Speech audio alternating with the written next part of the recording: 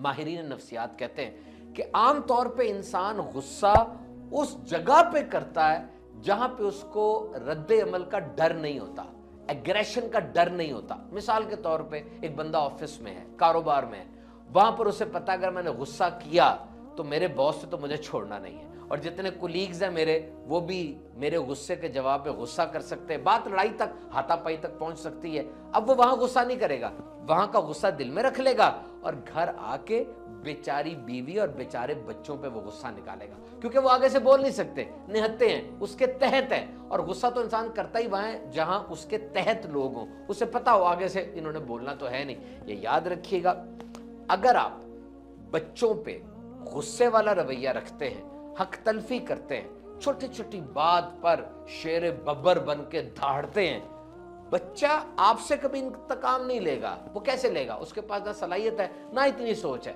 بچہ اپنے آپ سے انتقام لے گا، اپنے آپ کو خراب کر لے گا، اپنے آپ کو بگاڑ لے گا، اس کی ساری زندگی تباہ و برباد ہو جائے گی۔ تو بچوں پر فضول غصہ نکالنا یہ بزدل مردوں کی علامت ہے، بزدل مردوں کی علامت ہے۔ ویسے بھی کارپورل پنشمنٹ جو ہے، بچوں کو مارنا، یہ تو اب ساری تحقیقات کے اندر ثابت ہو چکا ہے کہ یہ مار جو ہے یہ بچے کو مزید بگاڑتی ہے۔ انداز ہوتا ہے اصلاح کرنے کا، اس انداز سے اصلاح کی جائے۔ اور پھر عام طور پہ لوگوں کو ایک عجیب قسم کی کیفیت ہوتی ہے، بلڈ پریشر بڑھ رہا ہے، ان کا بلڈ پریشر زیادہ ہو جاتا ہے، لیکن یہ بلڈ پریشر یہ ہائی ہوتا ہے مظلوموں، غریبوں، فقیروں کے سامنے، یہ امیروں کے سامنے، بڑی شہرت اور بڑے عہدے والے لوگوں کے سامنے تو نہیں زیادہ ہوتا جناب، غریبوں کو دیکھ کے زیادہ ہوتا ہے۔ اب اس بلڈ پریشر کا علاج ڈاکٹر سے کروانا ہے یا کہاں سے کروانا ہے آپ دیکھ لیں، یہ کون سا پریشر ہے، بلڈ والا تو نہیں لگ رہا، کوئی اور ہی پریشر لگ رہا ہے۔ تو کوشش کریں اس انداز کو بھی بدلیں۔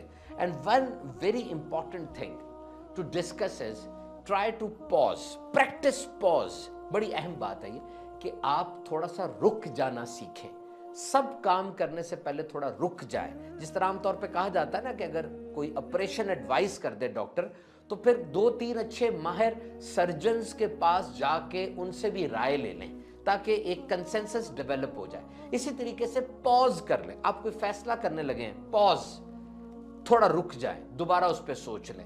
عام طور پہ جب رشتہ دیکھنے جا رہے ہوتے ہیں پاز کرتے ہیں، تھوڑا لمبا کرتے ہیں تاکہ مزید تحقیق ہو جائے، پتہ چل جائے۔ اور بڑے بوڑھے فیصلہ کرتے وقت بھی پاز کرتے ہیں تاکہ مزید معلومات جمع ہو جائے۔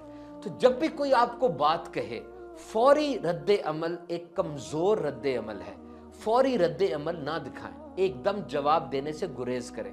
حتیٰ کہ کوئی ایکسیڈنٹ بھی ہو جائے، آپ بائک پہ جا رہے ہیں، پاؤں کے اوپر کوئی گاڑی چڑھ گئی، فوری رد عمل نہ دیں، تھوڑا رک جائیں۔ اگر 30 سیکنڈ تک آپ رک جاتے ہیں، آپ کے سامنے کوئی بات کرتا ہے، وہ بات برانگیختہ کر دینے والی ہے، جذبات کو اشتعال دلانے والی ہے، رک جائیں، 30 سیکنڈ رک جائیں، یقین کریں ذہن میں تبدیلی آ جاتی ہے۔ انسان کا دماغ بنا ہی ایسے ہوا ہے، جیسے دماغ گرم ہوتا ہے خود بخود اس کا تھرموسٹیٹ ایڈجسٹ ہوتا ہے، لیکن ٹائم لگتا ہے اس میں۔ اگر آپ بولنا شروع کر دیں گے تو تباہی مچے گی اور نقصان ہوگا۔ پاز، بس یہ نیت کر لیں، آج سے فیصلہ کر لیں، یقین کریں بڑا فائدہ ہوگا آپ کو۔ پاز کر لیں، پتہ نہیں کیا وجہ تھی، ہو سکتا ہے آپ کے رک جانے سے اگلا خود ہی شرمندہ ہو جائے۔ ایک بندہ جنگل میں گیا، دیکھا ایک بلی اس پہ غرا رہی ہے، اس نے کہا بلی غرا رہی ہے، بلی تو عام طور پہ غراتی نہیں ہے۔ دیکھا تو اس کی دم پنجرے میں ایک شکنجے میں پھنسی ہوئی تھی، اس نے دم ہٹا دی، اس کی بلی چلی گئی۔ یعنی اس کے غصے کے پیچھے کوئی وجہ تھی۔ ہو سکتا ہے آج بندہ جو غصہ کر رہا ہے اس نے پہلے کبھی غصہ نہیں کیا، کوئی وجہ ہو۔ بہرحال کوئی بھی وجہ ہو، غصہ کسی دوسرے پر آ کے نکالنا یہ کوئی دانش مندی اور عقل مندی نہیں ہے، بس پریکٹس پاز۔ اور عام طور پہ یہ جو کپلز کاؤنسلنگ کرتے ہیں، یہ جب طلاق کا یا کوئی لڑائی جھگڑے کا معاملہ جوڑوں میں ہو جاتا ہے تو اس میں بھی جج ایک دم سے فیصلہ نہیں دیتا، کہتا رک جاؤ، جاؤ ایک دن بعد آنا، کہ وہ جب چلے جائیں گے ان کو ٹائم ملے گا، پاز ملے گا، تو وہ کچھ سوچیں گے اور ہو سکتا ہے وہ اپنے گھر کو دوبارہ سے بہتر کرنے کی کوشش کریں، آپس میں کچھ طے کر لیں۔ اسی طرح ایک بچہ سیب کھا رہا تھا، اس کے پاس 2 سیب تھے دونوں ہاتھوں میں، سیب کھا رہا تھا، اس کے باپ نے کہا سیب دینا، بچے نے فوراً دوسرے سیب کو بھی چکی ماری، پہلا کھا رہا تھا دوسرے کو بھی چکی مار لی۔ باپ کو ایک دم غصہ چڑھا، یہ کیا کیا اس نے، دونوں سیبوں کو چکی مار لی، اب مجھے یہ چکی والا سیب دے گا جس کو کھایا گیا۔ اچانک بچے نے کہا ابو یہ والا زیادہ میٹھا، یہ لے لیں۔ یعنی بچے نے چکی یوں ماری تھی کہ وہ سیب کی مٹھاس چیک کرے پھر اپنے ابو کو زیادہ میٹھا سیب دے۔ دیکھیے آپ کو جذبات ختم کرنے کے لیے تو کوئی نہیں کہہ رہا، جذبات اگر ختم ہو گئے جدید سائنسی تحقیق کے مطابق if emotions are not there, a person is not able to make decisions, and this is a very big deficiency. You will not be in a position to plan, and if you will not feel anything, then you will not be in a position to do anything.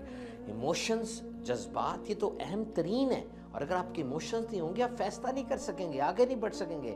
جذبات ختم نہیں کرنے، ان کو manage کرنا ہے۔ Anger management is important, غصے کو control کر کے اس کو اپنے فائدے کے لیے کیسے محسوس کرنا ہے۔ دیکھیے کہتے ہیں anger is the normal feeling if it helps you work through the issues.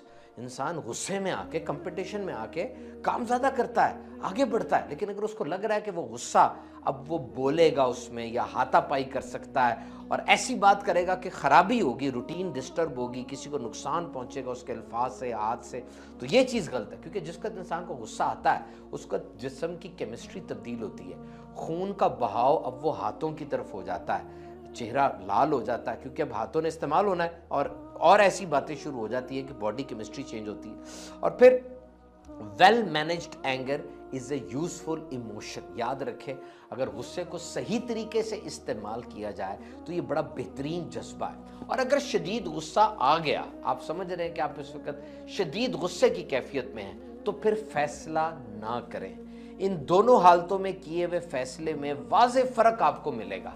بغیر غصے کے آپ فیصلہ کریں، جو رزلٹ آئے گا دیٹ ول بی گریٹ، اور غصے کی حالت میں جو فیصلہ آپ نے کیا ہے اس میں جو رزلٹ آئے گا دیٹ ول بی ورسٹ، بدترین ہوگا فیصلہ، آپ بعد میں پچھتائیں۔ حدیث پاک ہے غصہ شیطان کی طرف سے ہے اور شیطان آگ سے بنا ہے، تو جب غصہ آئے وضو کر لو۔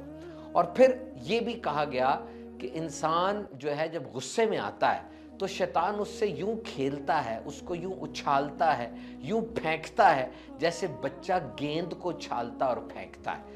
اور شیطان کہتا ہے کہ میں ایسے بندے سے جو غصیلا ہو، چاہے وہ جتنے بڑی عہدے پر اور جتنی بڑی نیکی پر فائز ہو، میں اس سے مایوس نہیں ہوتا، کیونکہ مجھے اس کا پتہ ہے غصے میں آ کے اس نے کوئی ایسا لفظ بک دینا ہے جو اس کی آخرت کو برباد کر دے گا۔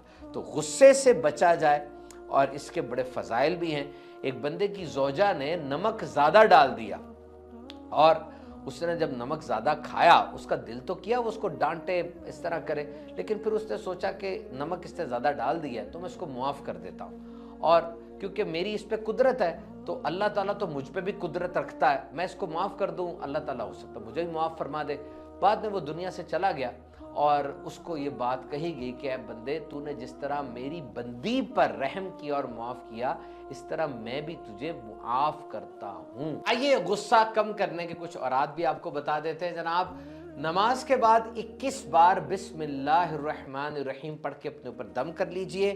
کھانے سے پہلے، پانی پینے سے پہلے آپ 3 بار بسم اللہ الرحمن الرحیم پڑھ لیجئے، انشاءاللہ اس میں افاقہ ہوگا۔ اور پھر چلتے پھرتے کبھی کبھی یا اللہ یا رحمان یا رحیم یہ بھی پڑھتے رہیے، اور پھر چلتے چلتے یا ارحم الراحمین کا ورد کرتے رہیے۔ اعوذ باللہ من الشیطان الرجیم بھی پڑھیے، لا حول ولا قوت الا باللہ پڑھیے، چپ ہو جائیے، جس پہ غصہ ہے اس کے سامنے سے ہٹ جائیے،